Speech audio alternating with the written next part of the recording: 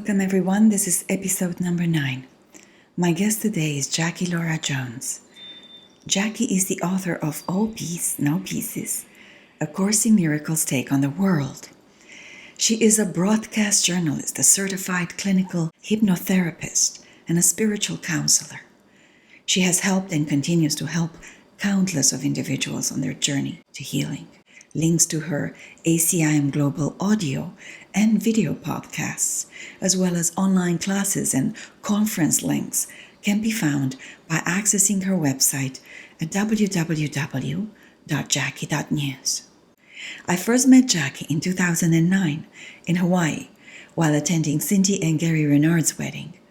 She's one of the most wise, kind, and generous human being I've ever met. Join us as we connect from the heart and talk about difficult situations encountered during the cancer journey, emotional, psychological, institutional abuse during this journey, the lack of hierarchy among illusions, and the top-down or spirit approach of the Course to all situations, irrespective of their perceived level of difficulty. Jackie lays down a recipe based on the teachings of the Course in terms of how to accept and forgive the ego's prescripted dream of separation. Here is Jackie, everyone. Jackie, it is such a pleasure to have you here today with me. Thank you so much for allowing me to learn from you. I've known you for quite some time. I love the level of authenticity. Our friendship goes so deep. I love that we can sit down and always talk deeply about things and from the heart and with humanness and truth. And we do that all the time. Every time we see each other, we take our friendship where we left it off. And exactly. I'm so happy to be here. Thank you for asking me. I think it's so helpful to have these conversations, and it's just wonderful. So I am happy to be here with you. Another thing that I really appreciate about our relationship and our friendship is that we never shied from talking about the inconvenient truths. Right. and that's really a lot of them. Yeah, that's very interesting. So that means, neither one of us is concerned with the other judging in any way. So we're just saying it as it is, and sometimes we just leave it there. There's space between us. Just express that as it is. It doesn't have to be corrected. It doesn't have to be dealt with in any way. Jackie, you've done a lot of amazing work. You wrote a beautiful book, All Peace, No Pieces. You have a podcast, you have an audio podcast, but you also have classes for A Course in Miracles students. You've done quite a bit of therapy work on the side. I know that, in addition to other things that you've done in the world for living. So I feel that you've contributed tremendously to the Course community, that you are integrous to the message of the Course, and that's very important, not to dilute the message of the Course in any way. And you've done, I think, a terrific job and great work for the ACIM community. So really, thank you for being. Thank you so much. It's such a joy to share a message that I've practiced for so long, that works for me so well. And there are so many different paths out there. And I encourage anyone, when you find any spiritual path or any type of teaching that works for you, and it helps you become more tolerant, more loving, more forgiving, less judgmental, starting to see the sameness in everyone, the spark of love everybody has, and then the detour we all take into fear, whatever you find, stick with it. If it's working for you, you'll know you're making progress if you are becoming more peaceful, more forgiving, not as invested in the fear. And that's key, isn't it? Kenneth Wapnick refers to spirituality as an ordered movement, and to mysticism as an ordered movement. And it's love you, Ken. Yeah, right.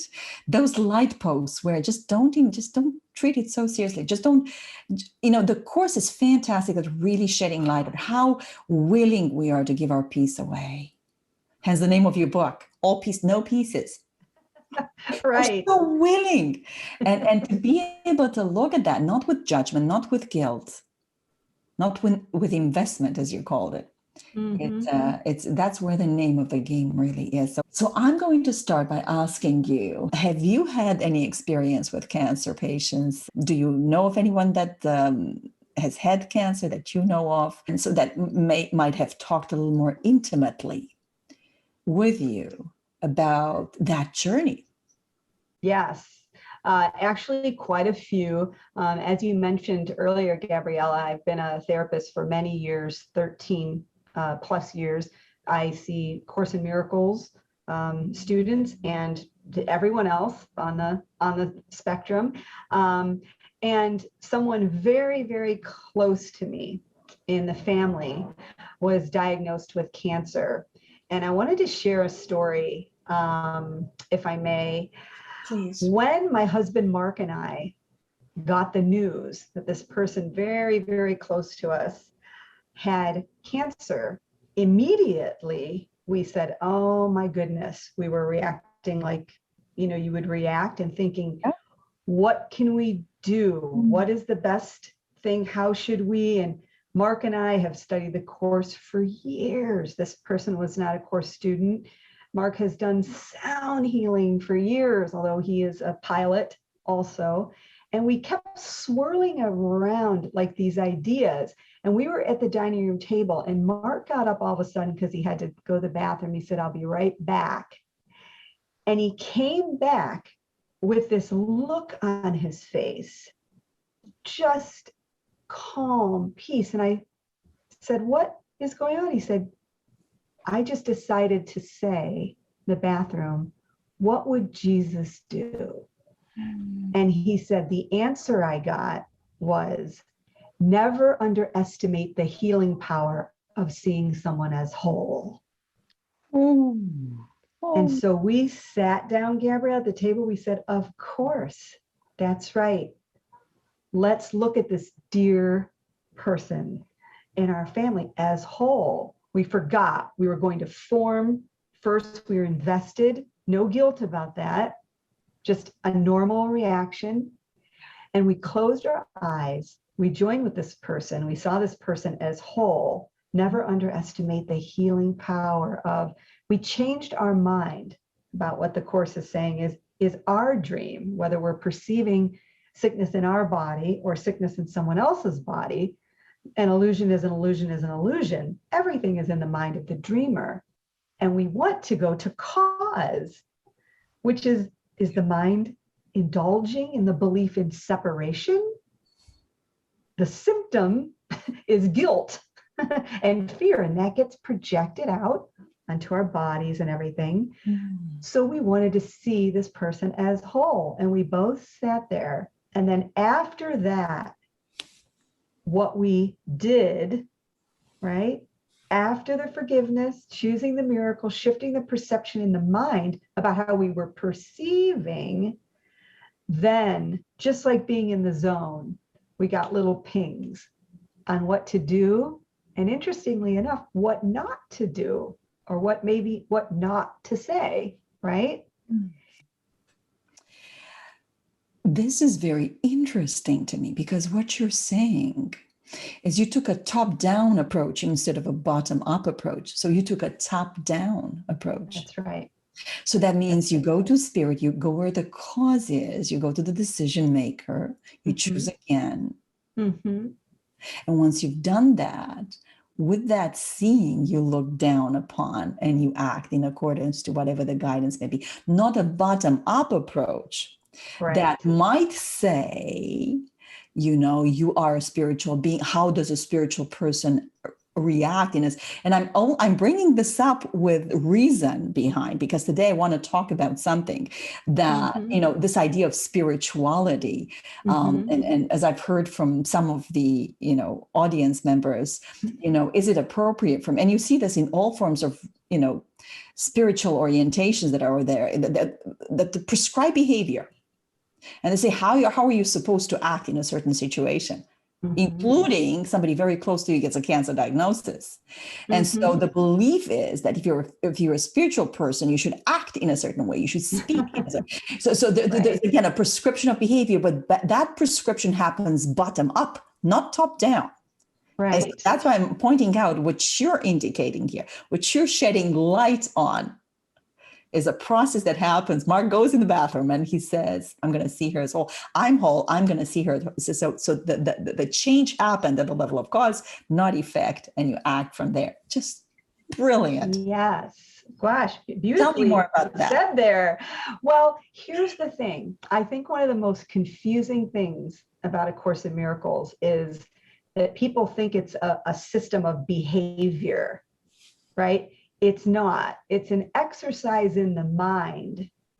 We're not supposed to deny that we're bodies or deny treatment or deny anything that we would do in the world. What Jesus is asking us to do in the Course is to first, as a first step, just deny the ego's interpretation.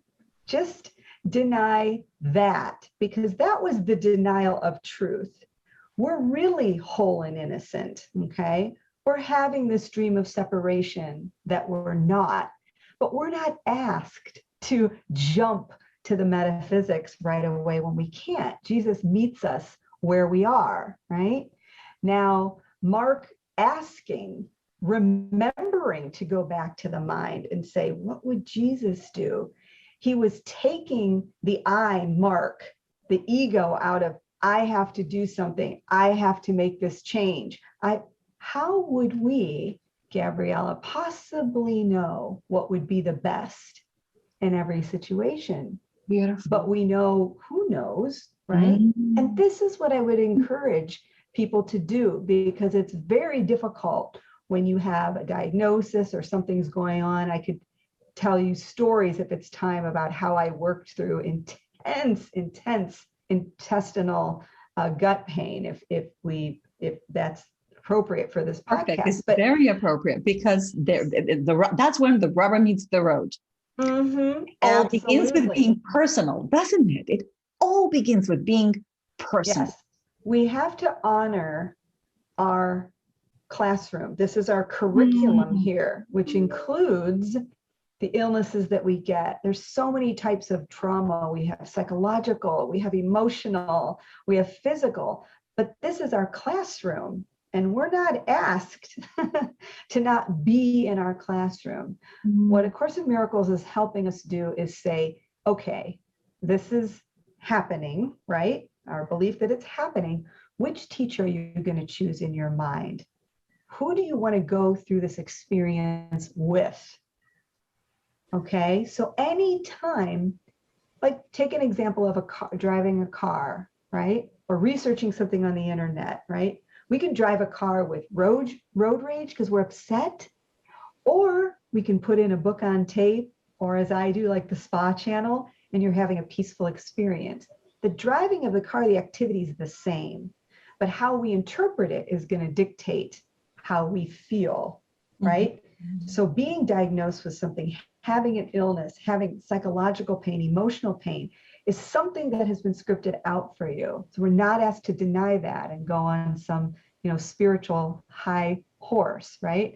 Jesus meets us where we are. When we're ready, we can often jump quickly to remember, wait a minute, this is all coming from me. And certainly people are in that place. But sometimes when we're in the throes of an attack of something, we need to start like step by step and saying, okay, what do I want to come of this? The Course is asking us to say, what I feel bad right now. I feel sick. I feel emotionally distraught. That's our classroom. We want to bring that to Jesus, to the altar in our mind, and say, I know there's another way of looking at this. What do I want to come of this?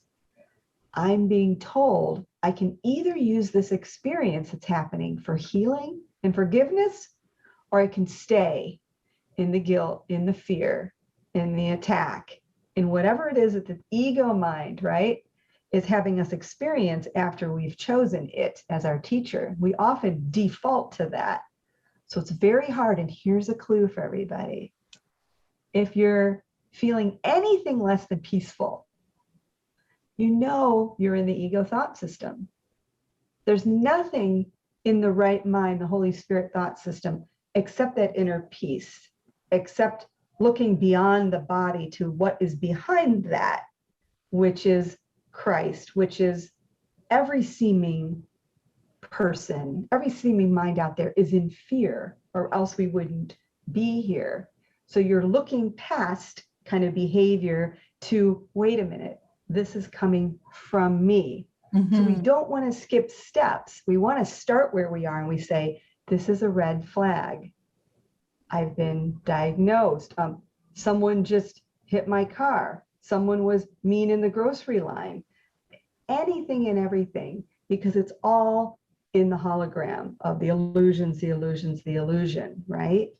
So start with where you are without guilt. Yeah. And incidentally, looking with the Holy Spirit or Jesus as your teacher, saying, gosh, I'm willing to change my mind. I'm not really sure what to do, but I know I'm told there's another way to look at things. I'm willing to do it. That is the choice for your higher mind. I love what you said. Start where you are at. I think that is important. And I particularly like that section in the course that talks about denial, two types of denial, proper use of denial and improper use of denial. The improper use of denial being, to dismiss how you feel, to dismiss a situation, perhaps even a dangerous situation, or a situation that puts your life in peril in some way or another. And to do that is a particularly unworthy form of denial, Jesus says, right? And then there's the proper form of denial. And so it's so important that you start where you're at, that you don't engage in, and I have a close friend, for instance, that, will not show any signs of, say, lack of peace, except in certain situations. And usually there are athletic circumstances where, this individual has the ability to let it out. And there might be some swearing, there might be some that definitely shows a departure from peace. And I questioned this individual and I said, well, it's kind of, isn't it interesting that you're so upset about a game? It's just a game. It's nothing there. And you're not engaging in the game for the sake of the game, but it seems like you're getting your yayas out because you are so composed in all other situations except that. So obviously, there's something that is not quite right there, I would think, because how can someone that otherwise, looks like a, relatively peaceful individual be so angry? And I mean, utterly angry and swearing and shouting and kicking and because of the game. Yeah. Well, it's interesting. And that's where that particular person has chosen to put their unconscious guilt. The course is teaching us that we people our world with things to be upset about, right? We believe we're real. We believe everything else is real. And so we don't want to take responsibility in the mind for our choice for separation, right? And so it's always someone else's fault. And it can be something like the example you described. I think a lot of people can relate to that, even, on many different levels of just being so upset about something. But the thing is that it's socially appropriate. You're not hurting anybody. You're just swearing at the game, at yourself, at everything. Right. But it's socially okay. It's socially appropriate. Yeah. Keeping everything real in the mind when you're doing that. At the end of the day or at the end of the rant, people usually, it comes back to them because the mind is one. It seems like we're getting rid of how we feel inside by placing it on something external, people or circumstances. But because the mind is one, you're just reacting to your own projection. Yeah. So it comes back to you in some form. Yeah. And having said that, to go back to the premise of not feeling guilty, lesson number 5, I'm never upset for the reason I think, right? Anger is never justified. And Jesus doesn't say that we're not ever going to get angry or we're not ever going to, he's just reminding us remember, it's not justified. Mhm. Remember, because you're reacting to your own projection. Now, people don't start out like that all the time. Sometimes you can't jump from A to Z and do them. You have to maybe go from A to B or A to C and say, okay, I did lash out here, that person at that situation, or even just yelling at in my own mind, just yelling, not disturbing anybody. But at the end of the day, you can say, you know what? Wow, I could see the situation differently, that didn't make me feel good in the long run. And then that's the clue to say, I must have been in my ego mind, or else I wouldn't have projected, right?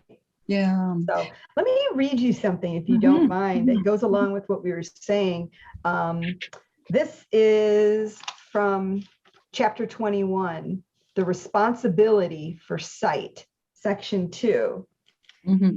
And Jesus said, all that is asked of you is to make room for truth. You are not asked to make or do what lies beyond your understanding. All you are asked to do is to let it in. This is a direct commentary on being where you are. People are in different steps, and people that have studied the course for a long time, we're all in our own curriculum. It's a self-study between you and Jesus or the Holy Spirit or your higher self or whoever you're practicing it with, right? God sometimes can jump and remember right away. As the right mind takes over more of your thinking, you are remembering quicker, right? But for people who are like, I can't seem to get out of this funk, or I don't feel like I'm making progress, start again where you are. I'm not feeling at peace right now. I'd like to feel peaceful. I'm willing to feel peaceful, right? Even if the ego comes back in again and you say, but I have to deal with this. Then you say, okay, I'm willing to see it another way. Just bringing the upset to the altar of your mind, because the ego cannot survive without this judgment, condemnation, and fear. So immediately when you just ask the question, right? You don't have to go even back to, oh, but the world isn't real, so why? I shouldn't be feeling like this. No, you are feeling like this. We've already made it real, right? So Jesus is saying, let me gently help you step by step to start reclaiming the power of your mind, right? At your own pace when you're ready. And then, yes, as we progress along the course, one of the most exciting things is that you don't stay in the ego thought system as long, right? You're coming from a calmer mind more of the time. And when we're in that calmer mind, looking with Christ's vision, choosing the miracle, that shift in perception, remembering you're the dreamer of the dream, not the figure in the dream, when that becomes more of your awareness, you start making decisions from that place. It'll just extend through you because you've already chosen the love in the mind. You've already chosen the wholeness. You've already said, oh yes, the atonement is that I haven't really separated. I'm not alone. I don't have to feel guilty. I don't have to judge myself. And from that calmer place, you're able to make decisions from that place, right? So people are thinking, well, I feel like I'm losing something or whatever by doing the course. And we do. Subconsciously, we feel like we're giving away our individual self. But as we start, where all of us are, as Jesus says, our little children practicing, we're not going to lose anything right away, except guess what we're going to lose? The guilt, the anxiety, the depression that goes along with the ego script. That's what we lose. We just start to lose the fear, right? The anxiety. All the while, Jesus being there for us as we're going up these steps of the ladder. Every step of the way, the Holy Spirit's light, that right-minded reflection, will meet us where we are. Let me give you an example. I have clients from all over the world in all different spiritual thought systems, in all different places on their path. I do have a ton of course students, that's true, but I also have a lot of people who are just doing what they're doing, and some of them are not on a spiritual path, right? Now, I see all these people, as you were mentioning before, therapy practice. Now, I give every session over to the Holy Spirit, right? So that the love in my mind knows there's no separation between me and the clients, whatever they're experiencing. A lot of them, they're kids, they're having trouble with bullying, or they're having being diagnosed with something, they're having financial problems. The whole COVID thing has had a certain effect on certain parts of the population, and businesses closing, right? So I'm seeing the spectrum, Gabriela, of everything, right? Because I'm practicing the course, my job is always to stay in the wholeness in the mind, right? Just as Mark suggested. Interesting, isn't it? Just as Mark, right. Look at the consistency of this practice. That's right. Sorry, keep going. Yeah. Always. No, it's an excellent observation. And as long as I'm in that place, I'm helping client A the way client A needs to be helped, client B the way client B, client C. So the Jackie, that ego part that has to help and save, and how would I know, is now in the background.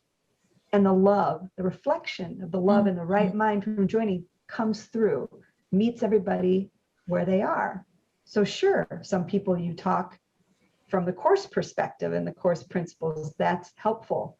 Others, most people understand, wow, 2 parts to the mind, interesting. I'll share with people, there's 2 parts of the mind there. Let's work on choosing your higher self, right?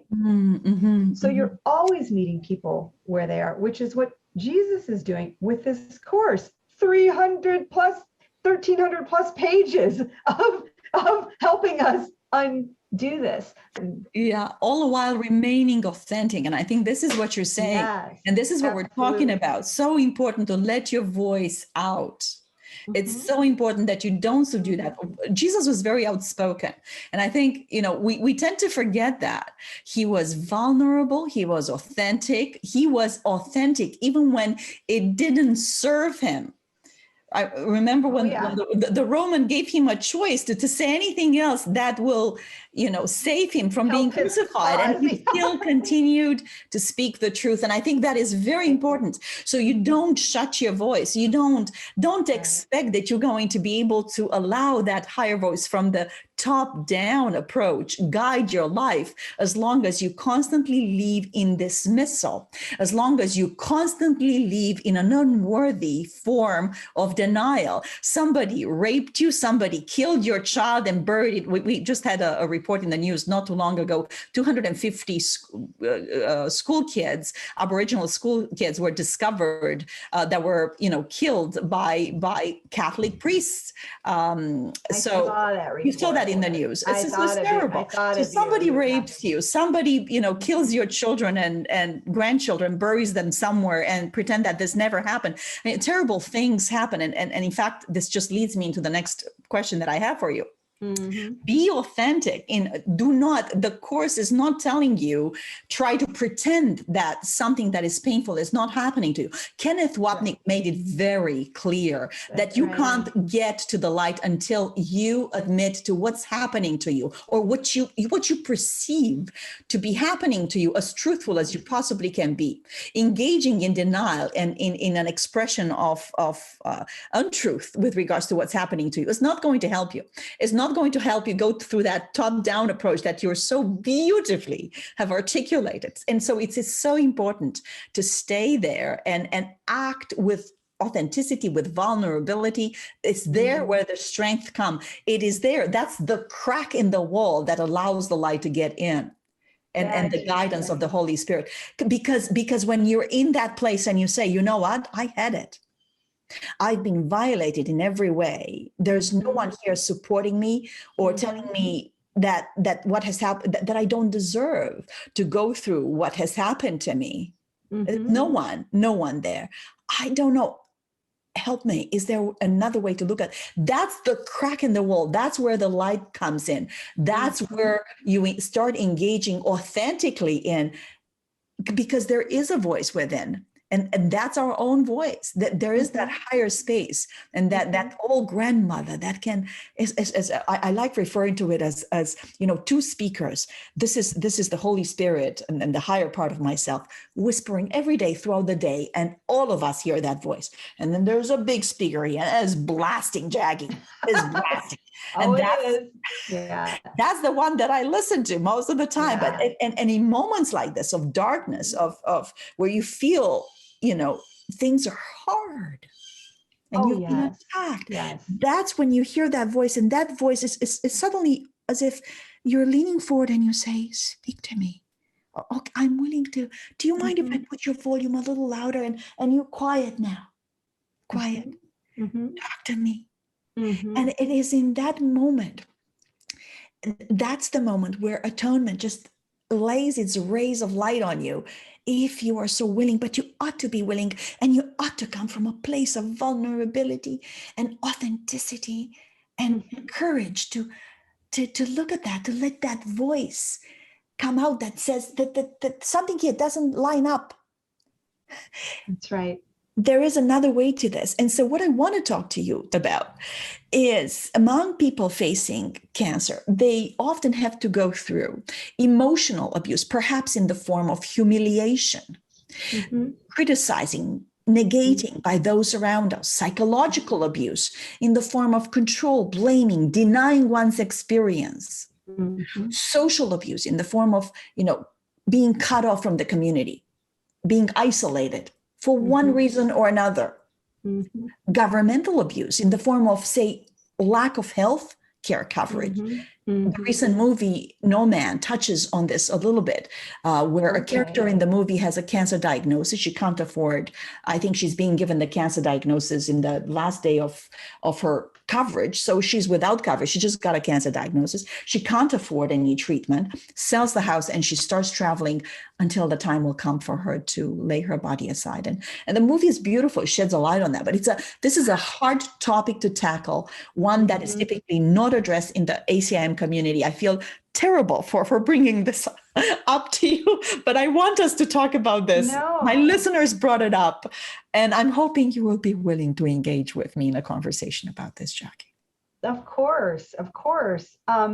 It's really interesting. Again, I'll just reiterate, from the course perspective, right?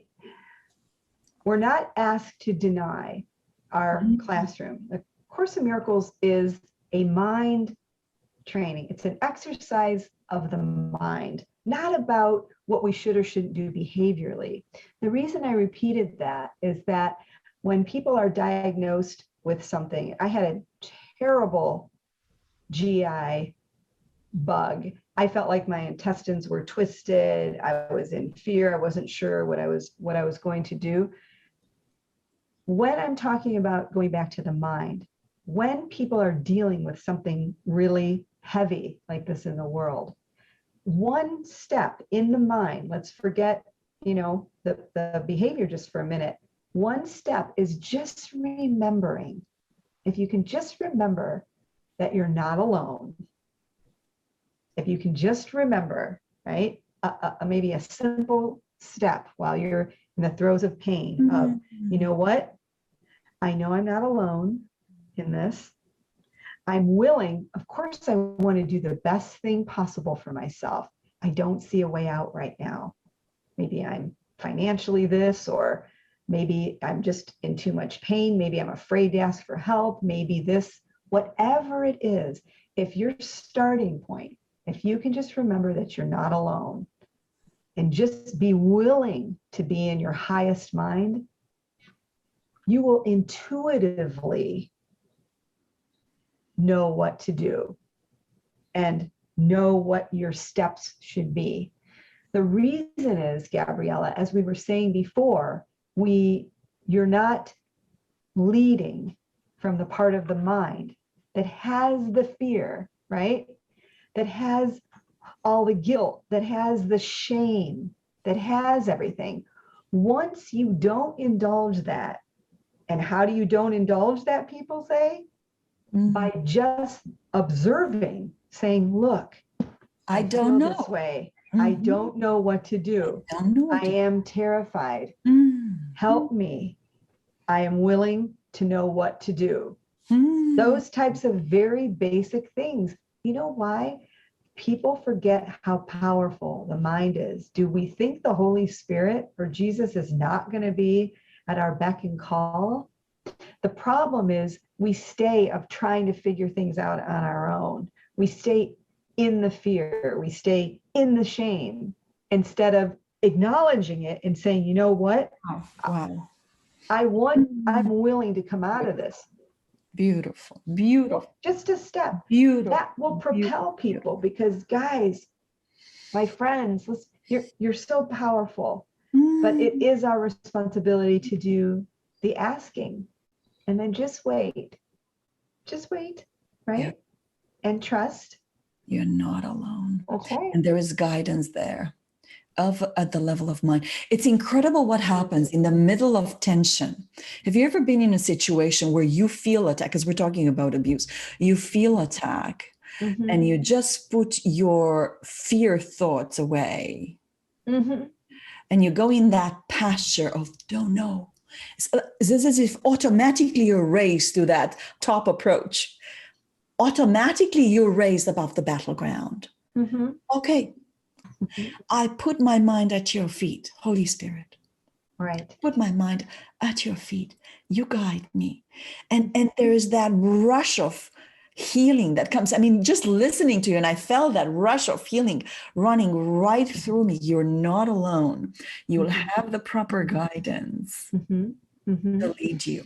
All you ought to do is be authentic, be vulnerable. That's right. Know that you're not alone and go to that voice that is there for you to access at all times and lean in. Lesson 361, this holy instant I will give to you. Be you in charge. And I will follow you, certain that your direction brings me peace. That's right.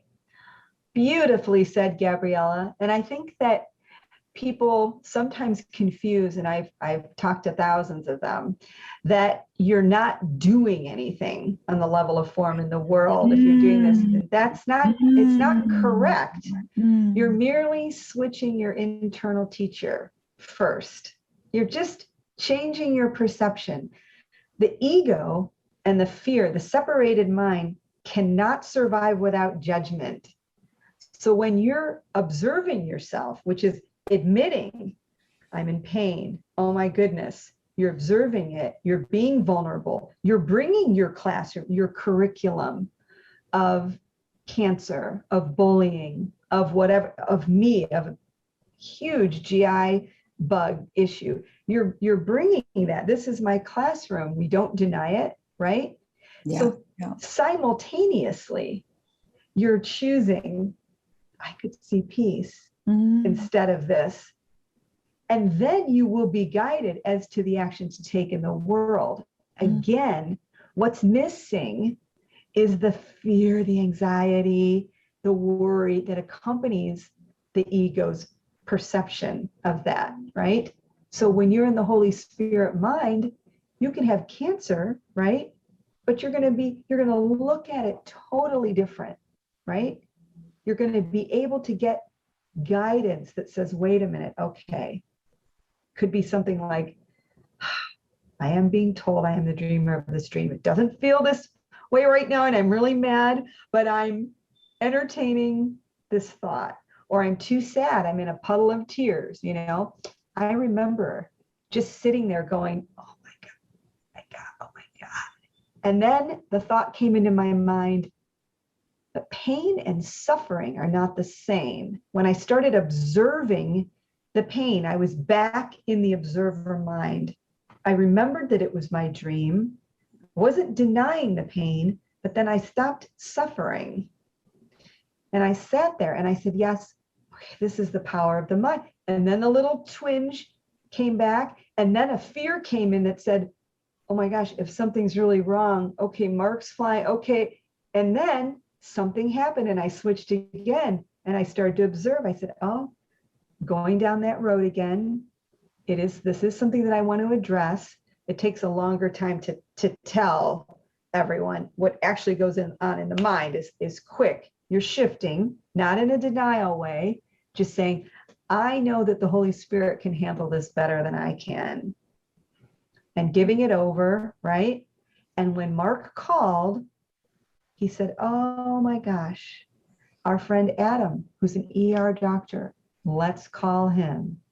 Immediately, I just felt, because I'd given it over and everything, like, oh, what a great step. Adam came back with, it was either Adam or Mark, have you done the colloidal silver? And I said, oh, the colloidal silver. I was in such throes of pain that I forgot about the colloidal silver, which is helpful.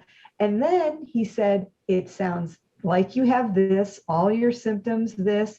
I felt a little better. I'm getting help in form simultaneously, remembering simultaneously where I really am. I'm the dreamer of this dream. There's no denial going on. This is the template, guys, my friend. This is the template in the back of your mind that's keeping you from furthering illusion. It's helping you wake up from the dream. Forgiveness is key.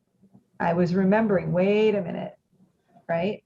I'm not guilty. The situation that I'm seeing with the body of Jackie out there is really in my mind. I forgive myself for what hasn't really happened because this is my dream.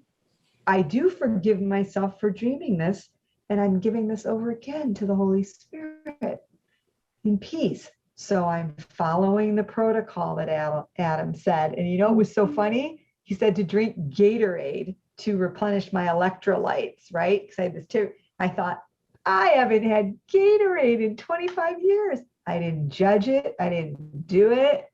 My mom went out and got Gatorade. We got soup. I'm doing colloidal silver. And I said, you know what? If I have this one more day, I'll go in to the doctor. And I felt glad. It just had been a couple of days. And sometimes these things run its course. So what I want to share with everyone is it's not that you won't be doing things or taking care of yourself. But my experience, Gabriela, of that would have been so much worse if I wasn't in my right mind. The ego has these scenarios scripted out for us, what's going to go on. But that's scripted out for you. Your inner experience of that can be very different. Once you know you're above the battleground, you go back to the mind that's projecting me. You say, oh my gosh, I'm willing to choose the miracle, this shift in perception. I don't know what it's going to look like. I might be in intense fear and I'm worried about bills right now or something, whatever people are worried about often with cancer or big diagnosis. Oh, I'm going to do that. Just for a moment, just stepping back and going, okay, step by step, thought by thought, I'm going to bring myself to the place where I know I'm not alone. I know I'm not by myself. And back to my example, again, simultaneously, I'm watching myself drink Gatorade and I'm smiling. I was not focused on the pain in that moment. I certainly was not suffering. I was laughing at the fact that remembering a childhood memory of drinking Gatorade, playing sports, this is how the mind works. And then I laid down and I felt as though I was helped and comforted. That gave me peace of mind. So that thing was gone in 24 hours. Now, I'm not focusing on the form saying everything people are having is going to be gone in 24 hours. But what I am saying is my inner peace and my mindset, if I would have had to go through that for days longer, 10 days, going into emergency care or whatever, I was intact. I was connected with my source. And I was just going to go step by step by step, whatever it was. And I'll tell you, the miracle in A Course in Miracles is that shift. when the body fades into the background a little bit because you're focused on the content in your mind, shifting from fear to love, when you're focused on the content and leading, that's your starting point, your experience will be different. It has to. There's no sin, guilt, fear, I need to be punished. We're punishing ourselves, not on this level, but we're punishing ourselves. Like the thought of sickness in the mind, which is separation, gets projected out onto sickness on our body, right? So again, simultaneously, we're doing this. And yes, there would be people listening to this podcast that maybe can go right to certain things. I don't stay in the ego as long these days. That's one of the things that is very helpful about sticking to this spiritual path and practicing forgiveness. It's not that the ego isn't there, but you don't indulge it. You're not taken in by appearances, not in a denial way, but just remembering that inner laughter, saying inner laughter, not laughing at people or serious things, the laughter that we could think that we could be anything separate than with God, and that anything external can take away our inner peace, right? Yeah. I want to bring up some situations that are a little more difficult than this. And so imagine someone with a cancer diagnosis stuck in a building where care is being provided and they're being abused we know very well about lots of scientific studies that have shed light on elderly abuse. And a lot of the times there's not much you can do about it, because if you were to speak up, you could be on the street the next moment without supervision. And so there are difficult situations like these, and there are difficult situations like this that kids sometimes suffer, where on top of a cancer diagnosis, they also have to face abuse of some sort at home or in their immediate environment. And those are situations. So let us now take a look at circumstances where pretty much no matter what you're going to do, the going is going to be rough. And so how to maintain a peaceful mind in those situations? Well, this can be talked about in two ways. Let's say you're the person that's observing this or helping the people, right? So we always want to make sure our thoughts are in the right place first. We want to remember as course students that we want to join with the right mind, the Holy Spirit mind of this child, of this person that's been abused, right? Not the ego mind. That's what we're doing silently, okay? So we want to make sure we're in the right place. And then we will be guided as to what advice to give, whether to give a hug, right? Whether to say something, whether to read a story, whether to be silent and just be with the person, okay? So if you're a person that is in the helping profession and you are a course student, or even if you're not and you want to know what to do, just think in your mind, okay, the Holy Spirit, you can substitute God, Jesus, right? These are symbols in the mind, can help this person better than I can. I'm willing to have guidance on this, and just wait, right? Your mind sends a message to the other mind of who they are. Because minds and we don't, because minds are joined, we don't know the incredible healing that could produce in the other person. Don't be deceived about what you see. Remember, these are just images in the dreaming mind, okay? So that's something to, this could be a week-long seminar on these topics, but that's something from that perspective. Now, if you're a person that's suffering, now I've had several beautiful clients, beautiful spirits that have been diagnosed with cancer, right? And they're often in the throes of terrible situations, right? As you mentioned, Gabriela, the abuse that goes on, right? The elder abuse, the not being able to get the right treatment in hospitals and things like that. If someone is personally involved in that experience, The process is the same. And let me share what I've experienced and what I mean by that, right? No matter what the outer circumstances look like, if we have the courage, right, to want to have help, to want to forgive, right? If we have that impetus in the midst of whatever the crisis is, having trust that the answer will come. Now, we're asking these questions, and rightfully so, from an ego perspective, meaning, right, this is really happening. What do we do about this? And we need to do that. But it's also important, if we can, when we remember, to remember that everything is going on in the mind, and I can be best helpful if I let my right mind lead. We share that with the sonship. And boy, I cannot tell you what my clients have reported when they have just been willing to ask, or they'll say to me something like, how did you see me during the session? I felt so much better after the session. Rarely is it always what I say. It's the non-judgmental stance of joining with them in the mind. And that choice, that memory, they remember at their level that they have help through this.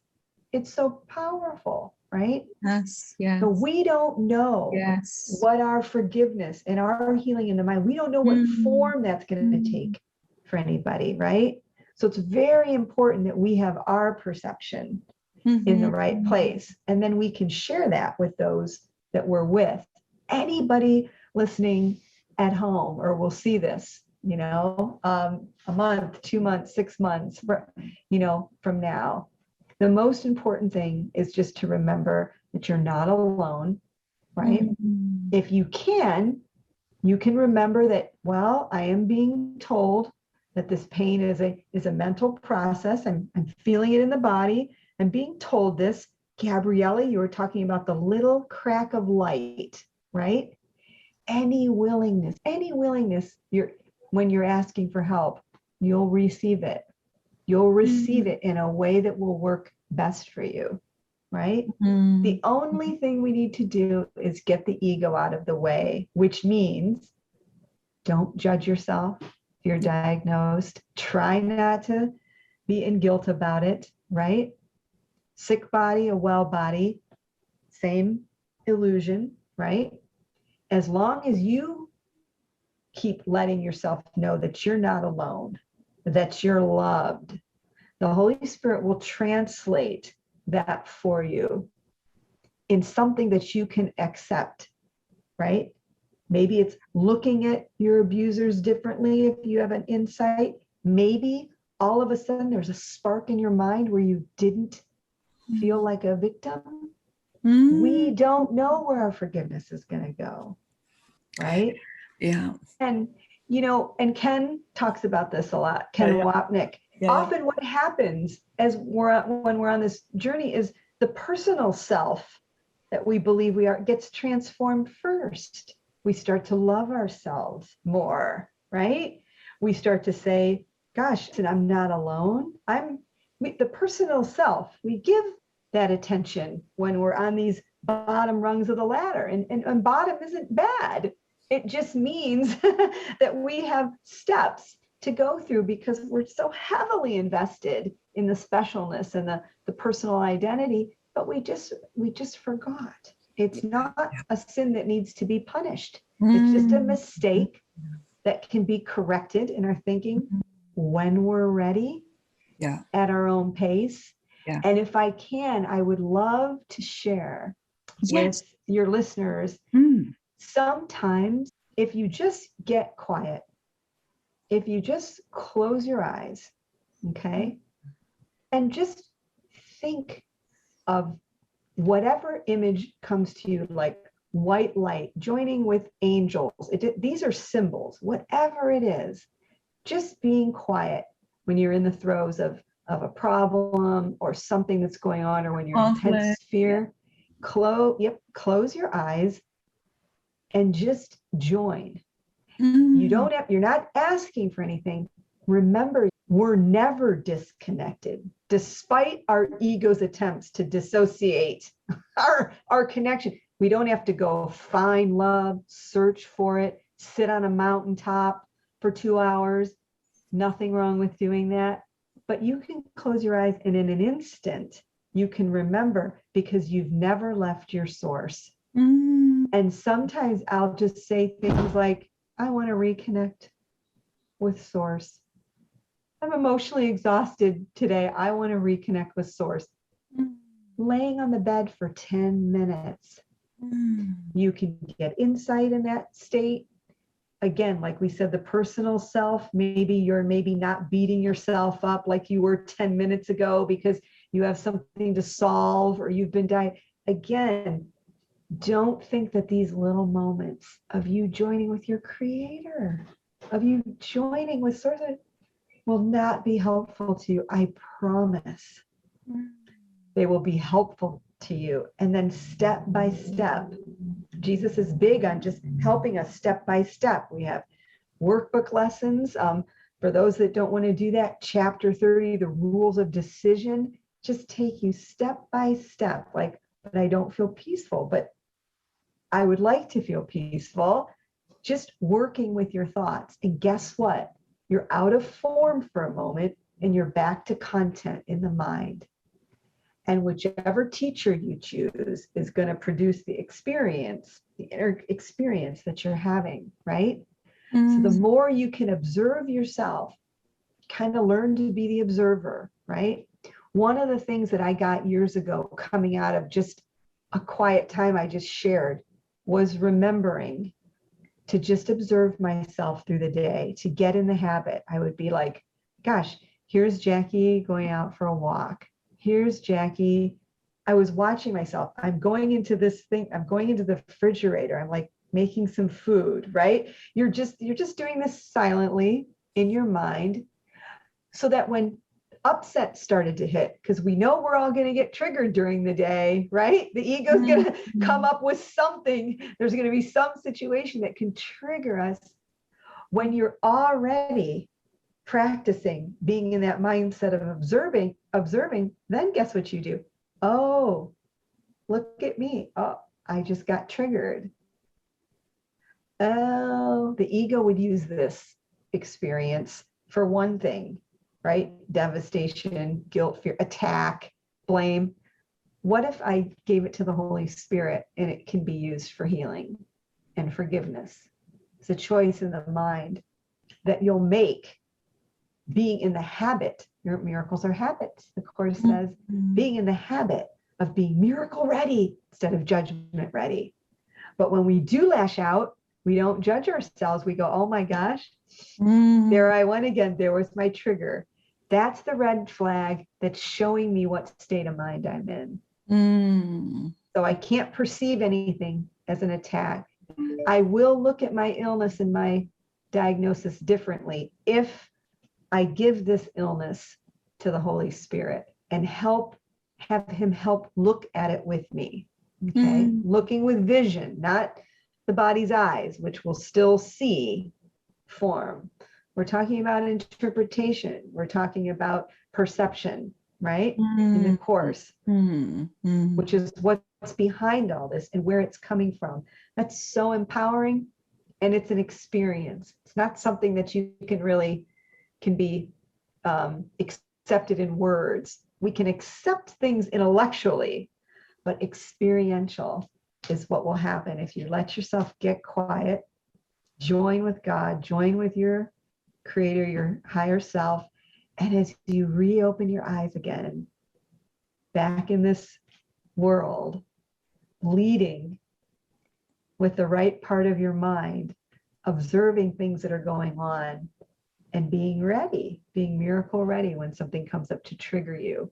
And the more we do that, the more we start defaulting to the right part of our mind where the Holy Spirit and Jesus reside.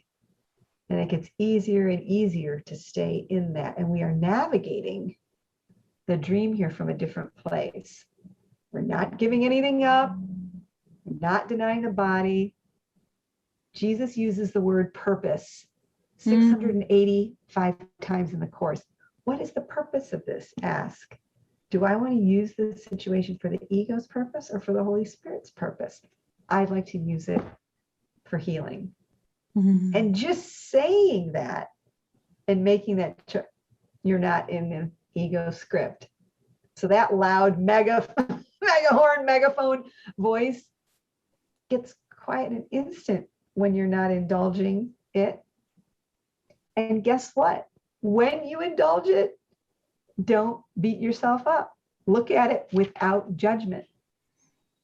This is what I have done, oh gosh, especially in the early years, very self-critical, very critical of myself, didn't even realize it. And I just started to look without judging myself. Makes a huge difference. So I would love to offer just to keep those things in mind. You can close your eyes and just join in an instant. And the Holy Spirit mind, you don't know what to do. You don't have to know what to do. You can be led. As I love lesson 155, which is another thing I wanted to mention. I will step back and let him lead the way. Can I read just a couple sentences from it? Yeah. There is a way of living in the world that is not here, although it seems to be. This is so important because you're not denying the world.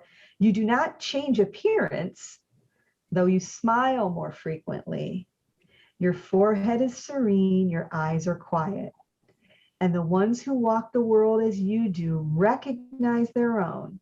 Yet those who have not yet perceived the way will recognize you also and believe you were like them as you were before. But what's different is they see a piece about you. We don't have to judge and police the world when we see abuse, when we see things, right? We're looking on with quiet eyes because there's a part of us that remembers that these images are in our mind, right? We're not contributing to the illusion of it. It's not denying it. It's just remembering where these images are coming from.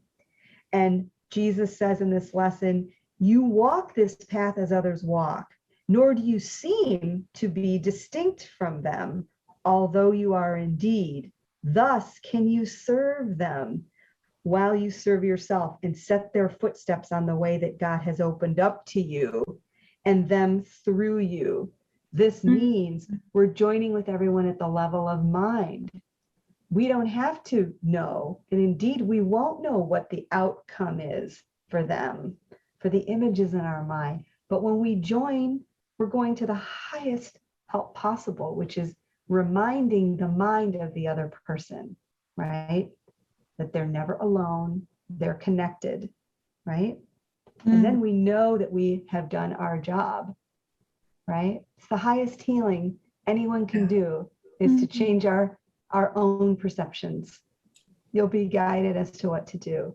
Well, thank you so much, Jackie. On that note, I think we are going to wrap up today's podcast, but I have a feeling you and I are going to do another one and continue this conversation because we have lots to talk about. It could be like a week-long, one of those seminars, that you go to, Ken, so where you go and there's 3 or 4 days. So these are big subjects, but the premise is always the same. Remember how powerful you are, because no matter what's going on your screen, you're really powerful.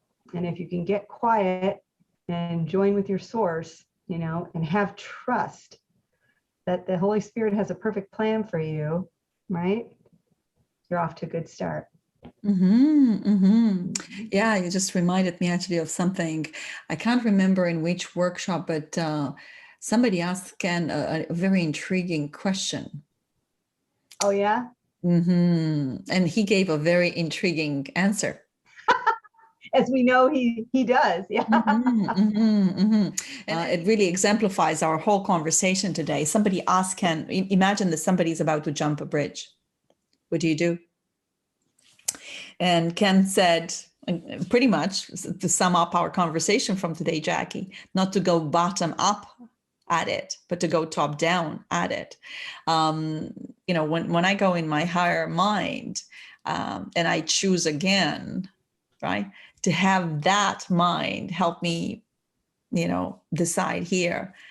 And that the outcome may be that I could, prevent that person from jumping over the bridge, or I may do nothing, or I may push them over the bridge. That's the intriguing part that he said. Mm-hmm. However, he did say that it matters with which mind I'm doing it. So in other words, what he was alluding to is that it does matter what you do or do not do in the world, but it does matter who you're doing it with.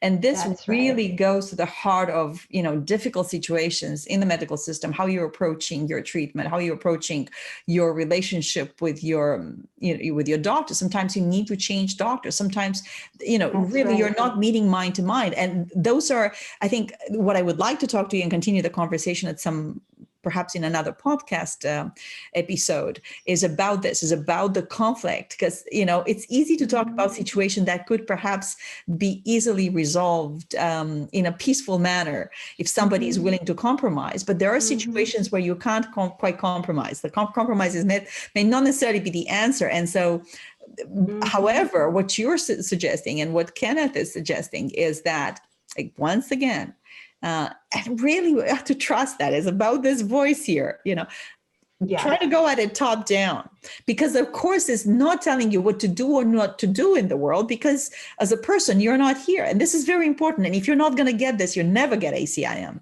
And you're going to try to apply the course to the world when it explicitly states that it is not to be applied at this level of the world. Mm-hmm. And this course can be then very confusing to you. So ACIM is talking to the mind that is dreaming us. Very important to consider. That's right. So it says, I need do nothing except not interfere, but it also says, I need do nothing on my own. Hence the top-down approach that you're talking about. Right. Mark is talking about going in the bathroom and saying, hey, what would Jesus do? What would Jesus do? What would love do? What a great question. What would love do? You can substitute. What would Jesus do? What would love do? Right? And this thing that you brought up with Ken is so interesting and important, because how do we know what the best thing for the person jumping is? How do we know that?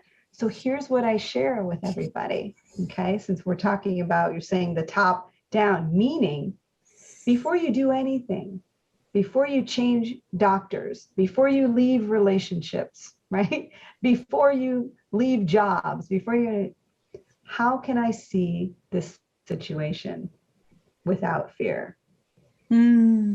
How first can I see this situation without guilt, whatever it is? First, help me see this situation without anger. First, help me see this situation without confusion. That's calling on the higher self. Let me perceive correctly first. Ask the question, right?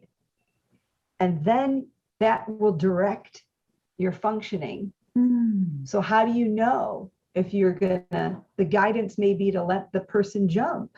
The guidance may be to walk up and pull the person back from the bridge. Ken is making the point that that's the ego deciding first, right? What's best, instead of stepping back and saying, how can I see this situation from my right mind first, right? So switching doctors, it's important. It happens all the time. People are not getting the care that they've needed. They're not meshing with the doctor. Maybe the doctor isn't integrous, whatever it is, right? If there's indecision there and discomfort, again, Gabriela, that's the red flag. And people can say silently in their mind, okay, how can I see this situation without fear? How can I see this differently first, right? And then you may be prompted to change the doctor.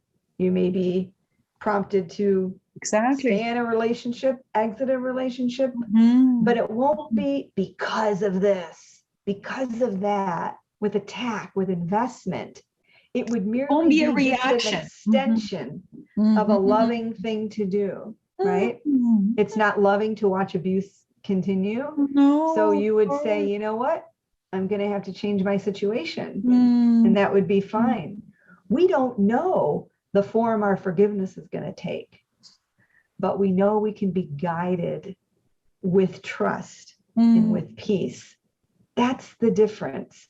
It's missing the investment, the being taken in by the appearance, the feeling like you're alone, the feeling like you're going to hurt someone's feelings, the feeling, everything. It's so different in this mind. In this mind, I always use the example sometimes of athletes, because I used to love to watch Michael Jordan play in the 90s.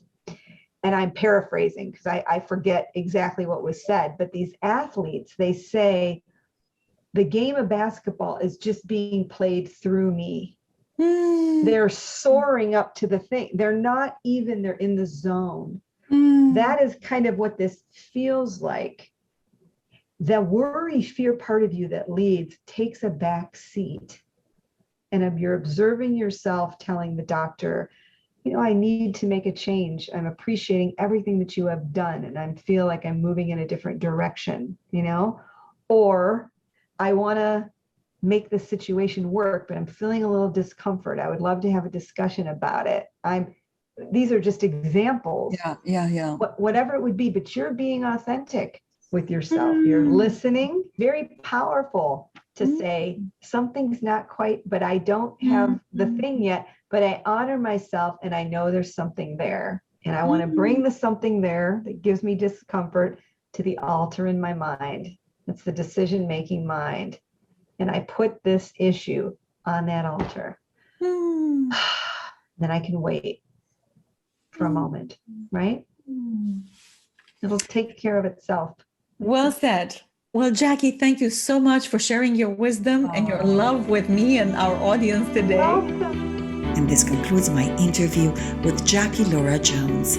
To find out more about Jackie's work or to purchase her book, please visit her website at www.jackie.news. Thank you for listening. Until next time, be well and take care of yourselves.